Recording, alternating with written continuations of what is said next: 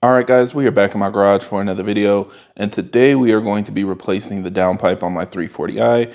When I bought the car, it already had a VRSF Catless downpipe on it, but since I was already in the process of refreshing my exhaust with the new AWE muffler, I thought it would be a good idea to refresh the downpipe as well. And so I've gotten a downpipe from Race Ready Performance, and it is their 5-inch Catless downpipe, and this should be a nice little replacement to clean things up and help make sure that it can last for a very long time in the future. So we're going to go ahead and install it on my car, and hopefully you guys find this video useful.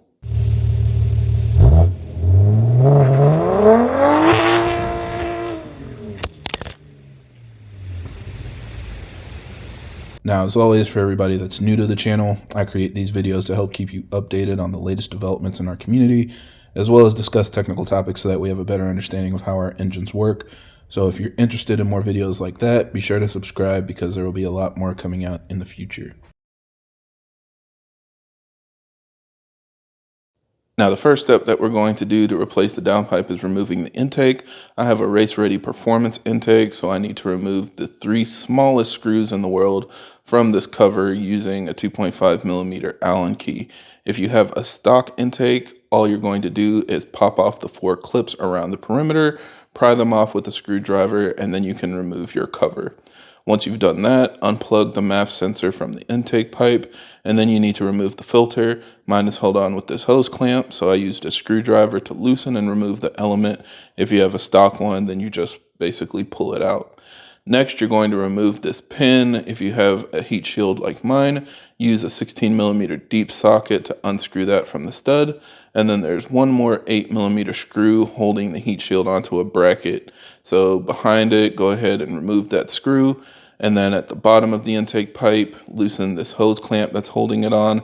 And at this point, you should just be able to lift up and out the entire intake assembly. Now, I also have a Bimmer Network heat shield, so I'm going to remove that next. First, unplug the O2 sensors by pulling out the little gray tab on the connector, then squeeze and pull. The heat shield is held on to the cylinder head with a bunch of screws. I have 3 on mine. You might have more if you're better at keeping track of your screws, but go ahead and remove each one and then lift the heat shield up and out of the way. Make sure you unclip that rear O2 sensor wire from the holder so you can avoid damaging anything. Now we finally have access to the downpipe clamp. It may be underneath the downpipe, so it's a little bit hard to see from this angle, but it's easy to reach with a socket wrench and a deep 1/2-inch socket. Go ahead and loosen the bolt on the V-band clamp. If you get stuck on here, I have made a video to help you figure out how to remove it and what you need to replace to make sure this doesn't happen to you again. But yeah, go ahead and loosen that bolt, and as you're loosening it, you can always rotate the screw up, and that'll make it a little bit easier to see and a little bit easier to access. Now, towards the rear of the downpipe, you'll see a bracket with these 2 brass nuts. I didn't realize until looking back at this video that you literally can't see a single thing I'm doing here, but all I'm doing is removing those nuts. So yeah, just use the same 1/2-inch socket to unscrew both of those. Now jack up the car, and when you go underneath, you'll be able to access the mid-pipe clamp. Loosen it with a 13 millimeter deep socket, and go ahead and remove the nut that's holding the mid-pipe onto the center exhaust hanger. Now, if you're not able to separate the downpipe from the mid-pipe here, you can also go to the rear of the car and remove the hangers for the rear muffler, and that'll just give you the extra room so you can pull the whole exhaust off of your downpipe, and that will allow you to pull your downpipe out from underneath the car. So here we have the 2 downpipes side by side.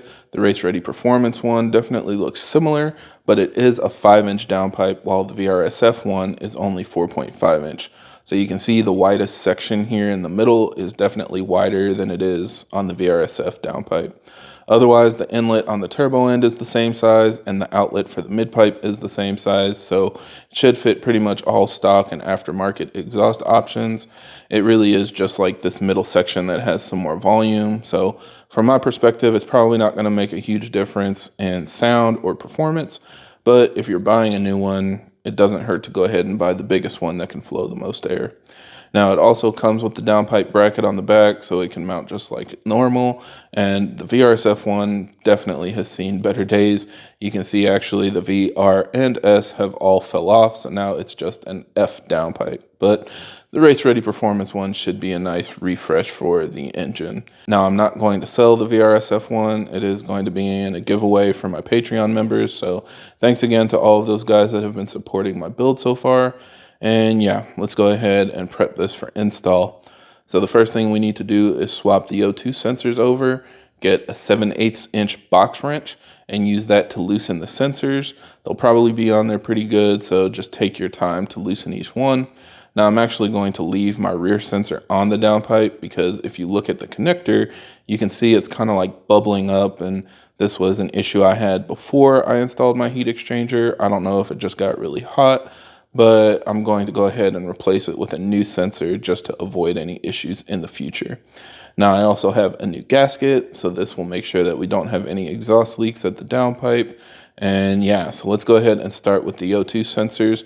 Simply screw them into the new downpipe. You will need both of them, even if it is a catless downpipe. So I know some of you have asked me about that before, but the car still needs both O2 sensors installed and plugged in order for everything to work properly.